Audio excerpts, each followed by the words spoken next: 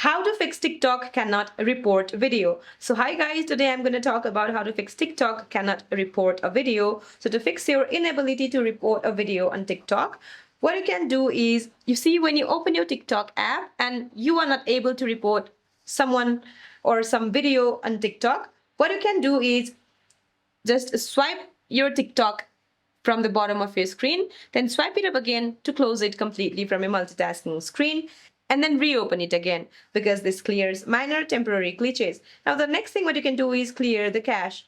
Just open your TikTok app, then tap on your profile at the bottom right, and then tap the three-line menu at the top right, and then go to settings and privacy. Now scroll down to cache and cellular section, and then tap on free up space. Now tap clear next to the cache, and then tap clear again. Now the next thing what you can do is update the app. Just go to your Google Play Store or Apple App Store and then find TikTok. And if you see an update option available here, just tap on update to get the latest version. So that's it for this video, guys. I hope this video is helpful. Please don't forget to like and subscribe. See you in my next video.